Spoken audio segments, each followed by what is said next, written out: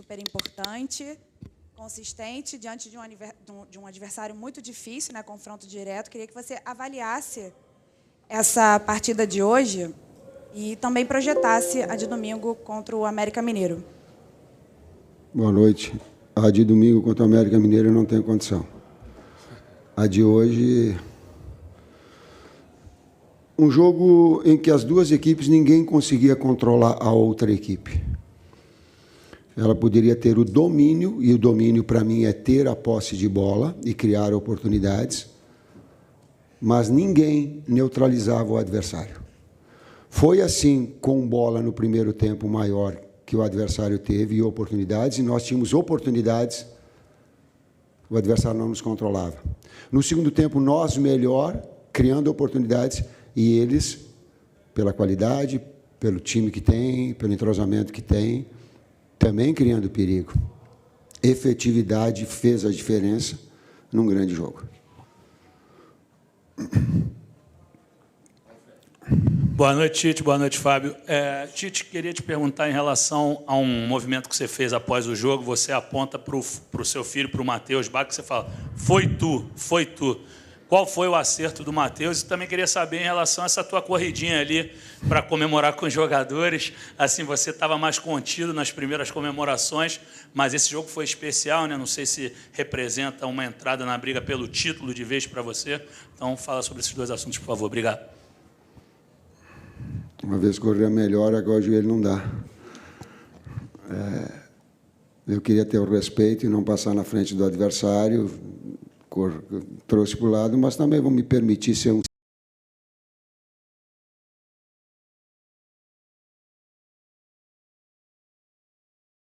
equipe, traduzindo no gol e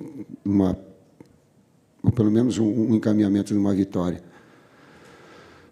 A sugestão ela partiu do Matheus e partiu do César Sampaio e do Juan, as substituições para a gente ter, porque nós tínhamos treinado durante a semana. O período de data FIFA ele nos proporcionou ter diferentes formações no ataque, inclusive com o Bruno na direita, com o Bruno centralizado, com o Wesley como amplitude, com um jogador de flutuação no meio-campo, parabenizando a direção porque trouxe de volta um jogo muito duro, a equipe que menos perdeu no campeonato, mais sólida do campeonato. É isso, Fábio? Isso. Na realidade, agradecimento especial aí ao Bruno, ao Marcos Braz, ao presidente Landim, que fretaram o avião para trazer o Pulgar de Quito até aqui.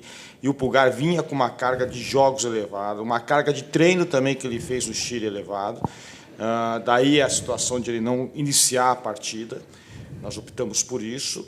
Por questões meramente físicas, nós sabíamos que ele não teria condições de disputar a partida, jogar uma partida inteira. Mais uma vez, agradecer à direção, não só o Pulgar de Quito, como também Varela e a Arrascaeta, que vieram de Montevidéu em voo fretado. Próxima pergunta. Oi, Tite. Igor Siqueira, do UOL. Essa parte do título, a chave virou para vocês, de fato, agora, de verdade? O foco é esse? Já passada a situação? Claro que por pontos, muita coisa pode acontecer, mas, de fato, o Flamengo agora está mirando o título e vocês citaram o Arrascaeta. Qual o nível da importância de tê-lo jogando 90 minutos de novo, nessas condições, fazendo gol, enfim, o efeito que esse cara pode ter nessa reta final do Flamengo? A elevação de qualidade e comércio do Arrascaeta, ela passa por um condicionamento físico e uma sequência dele sem lesões.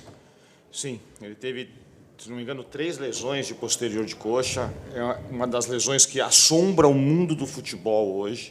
Saiu uma reportagem na semana passada no Minor, da Inglaterra, mostrando o que a Premier League está sofrendo com as lesões de posterior de coxa, especificamente o bíceps femoral, músculo específico quando se lesiona, e a recidiva dele é altíssima. Você tem, por exemplo, o Casemiro hoje, você tem De Bruyne, que teve uma recidiva, não voltou a jogar, você tem outros atletas, aí um atleta do Tottenham, esqueci o nome dele, que porventura o tempo do VAR ficou parado, a hora que ele foi dar um pique sentiu o posterior também. Quem quiser depois eu passo essa reportagem para vocês, é uma reportagem muito bacana, saiu agora no início de novembro, É uma lesão que assombra o mundo do futebol.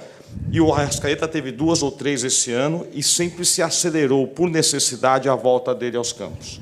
E só agora que ele está conseguindo se condicionar para poder conseguir atuar durante 90 minutos. Sobre o campeonato, é um campeonato aberto.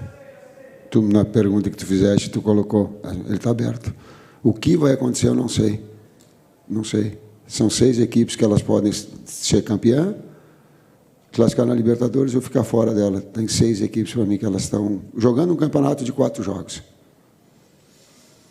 Oi, Tite. Sérgio Lobo. Vou pegar um gancho que você me deu, respondendo a primeira pergunta, que o jogo estava sem controle em vários momentos. E você, em algumas entrevistas, não só no Flamengo, mas também na época de seleção, você sempre citou que durante a partida tem mini-jogos. E hoje, observando você lá de cima e também o Caixinha do outro lado, a forma como você mexia no Flamengo, você já voltou diferente para o segundo tempo, e ele observou isso, mexeu do outro lado, você foi lá, tentou mexer. Enfim, eu queria saber se foram mini-jogos hoje que tivemos aqui no Maracanã, um jogo de xadrez extraordinário, pelo menos eu vi assim. E uma outra coisa que eu queria falar com você é o seguinte: a gente desce e passa pelo meio do público. E hoje a torcida do Flamengo foi uma unanimidade. Disse o seguinte: o time hoje tem um treinador, e um baita treinador.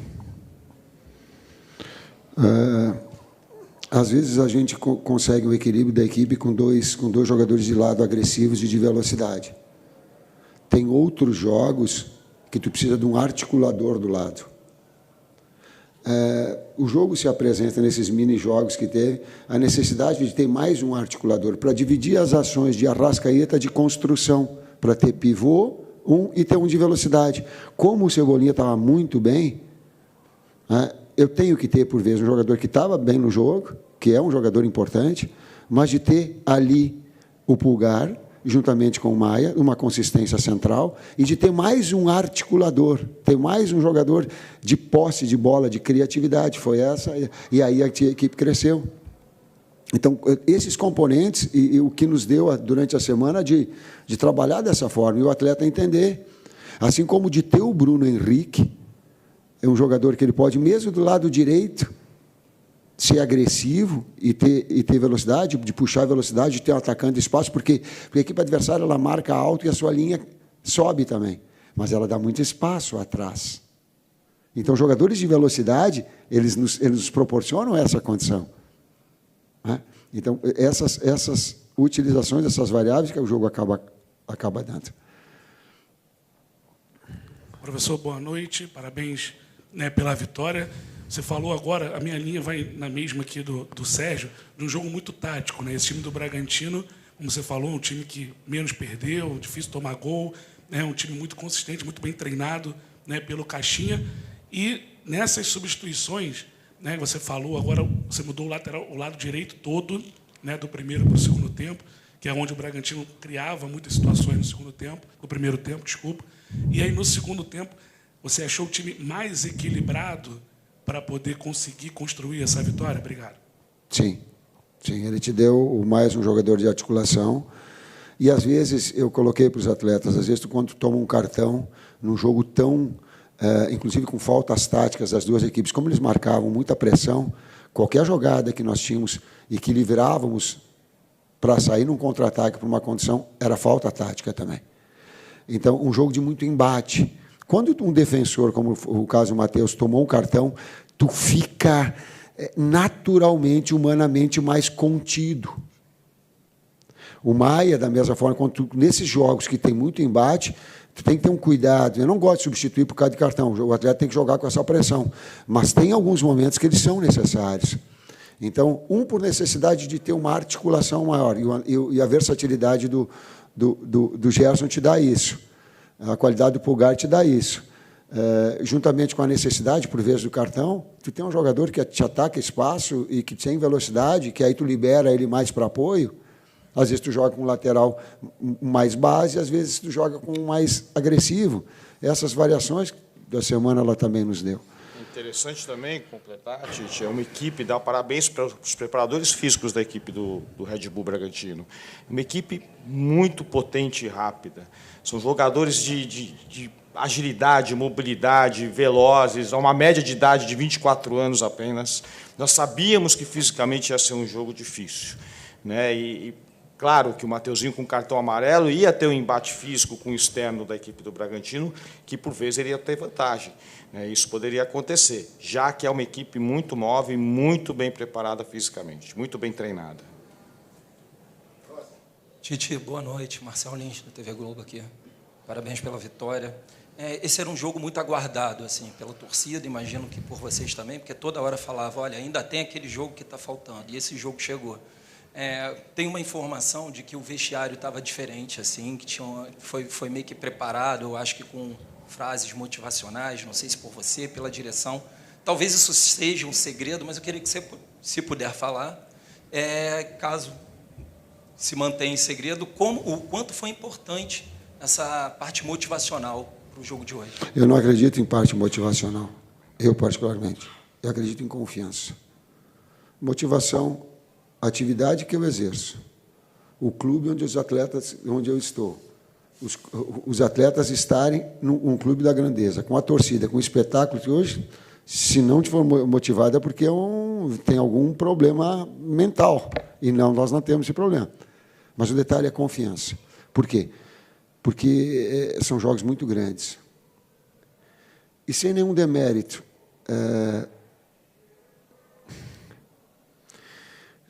Tu vem de clássicos importantes contra Palmeiras, contra a Fluminense, um nível de rivalidade, e talvez o torcedor, inconscientemente, ele pense que jogar contra o Red Bull Bragantino se ganha de qualquer jeito e de qualquer forma, com tranquilidade. Por quê? Porque o Red Bull, eu não estou desmerecendo, volto a dizer, olha, contextualizem, não peguem só uma parte do que eu estou falando, contextualizem isso. Porque daqui a pouco ele não tem a história que tem o Flamengo, ele não tem os títulos que tem o Flamengo, ele não tem o investimento que tem o Flamengo, mas ele tem trabalho a longo prazo com jogadores de muita qualidade. Jovens, atletas, a intensidade do jogo ela permanece o tempo todo, porque as substituições elas se dão. Então, inconscientemente, o torcedor acha que passar.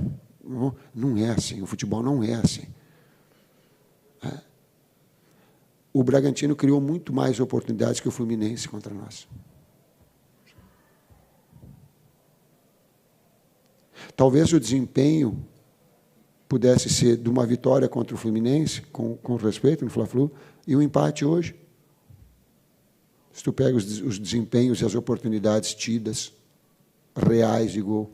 Talvez eu estou falando do jogo do desempenho, não do resultado, não do jogo do resultado. Analisar o contexto. Então, essa sequência, mas fez desses últimos 4 jogos, fez 4 grandes jogos. Nós temos 4 grandes jogos, com 4 grandes equipes em enfrentamento.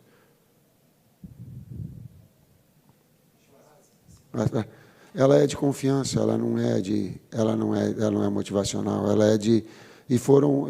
são frases que os atletas no dia a dia a gente usa, mas não é nada de extraordinário, não. Boa noite, Tite. Boa noite, Fábio. Sidão Marinho da Litoral News, parabéns pela vitória. Tite, a gente vê um Flamengo agora próximo da liderança, está a 2 pontos do Palmeiras, a 1 do Botafogo. Precisa de um tropeço de ambas as equipes, se fizer o 100% de aproveitamento até o final. Flamengo em 2009 e 2020, na história recente do clube, teve um cenário muito parecido, que também estava atrás, na reta final embalou e conseguiu chegar ao título. De alguma forma, você olha para a história do clube em 9, também em 2020, e espelha para esse momento onde pode conquistar o 9º campeonato da história? E se dá para pensar num Flamengo, nessa reta final, nos 4 jogos, 2 semanas intensas, que tenha, a nível de atuação e resultado, consequentemente, mais de altos do que baixos? Ou você vê essa oscilação como normal também dentro das partidas nessa sequência final? Pai, palavra de honra, eu só consigo projetar, eu consigo diagnosticar, a gente fica tão envolvido no jogo, do jogo de hoje, sabe, dos jogos que a gente começa agora, a partir de agora, a pensar no próximo. Não dá. Se tu tirar o foco e ficar pensando nos 4 jogos, tu não faz trabalhar bem para o jogo contra a América. Nós vamos começar agora o jogo contra a América. Nós vamos começar a pensar, aliás, já antecipado pelo departamento de análise, então já está feito o acompanhamento, mas é a partir de agora. É o Fábio fazendo os cuidados que... recuperar esses atletas. O intervalo é menor que 72 horas. É repetitivo isso que eu estou falando para vocês, já falei em outras situações. Toda vez que você tem um intervalo menor que 72 horas, o risco aumenta. O risco de queda de performance. Como é que nós agimos em cima disso? Primeiro, recuperação logo após o jogo. Crioterapia, bota de compressão, tudo que possa ser feito. Mas o que é evidência? É o atleta comer logo após o jogo. Então, nós temos aqui, né, um local onde eles vão se alimentar, vão jantar. Isso é extremamente importante para eles reporem as suas reservas de carboidrato, para que a gente possa tentar recuperar o mais rápido possível. E a outra evidência é dormir. Nós sabemos que um jogo às 9h30 da noite, o atleta vai acabar dormindo 4, 5 horas da manhã. É regra, é impossível ele conseguir, ainda mais com a história desse jogo, né? Mas nós estamos atuando em cima disso, tentar recuperar. O desafio agora é diagnosticar as demandas do jogo e quem recuperou ou não recuperou, e passar isso para o Tite, para que nós possamos tomar as melhores decisões. Tudo que é da história do Flamengo, da sua história magnífica de vitória, tudo que eu puder catar, eu vou buscar. Me ajuda, Bruno, vou buscar tudo que possa contribuir, sim. Professor Fábio, as últimas 2. Boa noite, professor. Léo Andrade, S1 Live, parabéns pela vitória. Queria voltar no primeiro tempo, professor. Os 20 primeiros minutos do primeiro tempo, eu vi um volume muito grande desse Bragantino pelo lado esquerdo, pesando muito, né? Principalmente com o Vitinho, o Lucas Evangelista e o próprio Capixaba. Te surpreendeu, principalmente, esse peso pelo lado esquerdo, e principalmente 2 contra 1, 3 contra 1 a todo momento desse lado direito, principalmente nesses primeiros 20 minutos, professor? Obrigado. No todo foi superior o Bragantino nesses primeiros 20 minutos, sim. Não do 3 contra 1, do 3 contra 2, não. Ele articulava e fazia uma saída pelo lado direito e nós tínhamos que baixar um externo para depois explorar também esses espaços, e nós não conseguimos fazer esse duelo de retomar e de buscar essa efetividade ou agredir as costas do Capixaba. Esses foram os primeiros 20 minutos, e aí trouxe, e nós sabíamos que eles tinham essa composição. Agora ele é uma equipe muito bem treinada, ela está muito tempo junto. Ela joga sem pensar aquilo que eu falo, joga sem pensar. Numa das determinadas entrevistas que o Pedro Caixinha, acho que colocou algum tempo atrás, ele coloca assim, ó, eu quero que a equipe reproduza os seus conceitos e os seus comportamentos dentro do campo. Ela está linkada, ela está muito linkada. Então, ela tem um volume, e nós começamos o jogo excessivamente apressados. Isso foi planejado durante a semana, principalmente esse volume, dentro do planejamento de jogo, que é feito certamente com a sua comissão e com os jogadores, previa principalmente esse peso a mais, até porque no jogo contra o Botafogo foi uma equipe muito intensa por esse lado. Estava planejado, principalmente, enfrentar esse lado forte desse Bragantino hoje, professor? Sim. A saída pelo lado esquerdo, sim. A qualidade do Capixaba tem, a outra do Aderlan e do outro, ela é mais de jogador de profundidade. Mas eu faço a resposta àquela pergunta que o pessoal está balançando a cabeça, que sabe que eu vou responder. Os diversos jogos, os mini-jogos que tem dentro do jogo. Então, por vezes, tu controla, mas tu não vai o tempo todo. Então, a qualidade técnica individual, depois equilibrou, depois começou a explorar as costas, depois nós ganhávamos pelo lado esquerdo, invariavelmente, com a jogada pelo Cebolinha. Então, atacava aqui pelo nosso esquerdo e nós atacávamos do outro lado esquerdo. E aí fica uma trocação com oportunidades. Os diferentes jogos que tem dentro do jogo. A outra parte, qual é que é? Não, o jogo do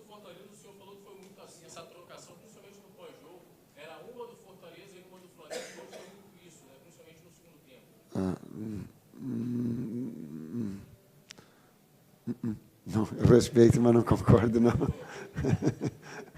Vamos lá, professor, última. Boa noite, Tite, Fábio, Renan Moura da Rádio Globo CBN. Aproveitar a presença até aqui do Fábio para tratar de alguns temas. Talvez o Vini vá até me dar bronca aqui, mas a torcida quer saber sobre Alan e Davi Luiz, se há a chance deles participarem das últimas rodadas. Arrascaeta volta a jogar 90 minutos depois de 11 partidas. Queria saber como tem sido o trabalho até com a seleção uruguaia para ter esse jogador novamente à disposição o jogo inteiro sem ser substituído. E o Gabi, a torcida está pegando muito no pé dele, a gente pelo menos observa muito rede social, né? Falando que o Gabigol não está atuando da forma como ele já atuou. Hoje é um jogador que está como opção à comissão técnica mais uma vez, e o médico Márcio Tanuri trouxe para a gente uma informação que ele tem um quadro de um problema muscular, né?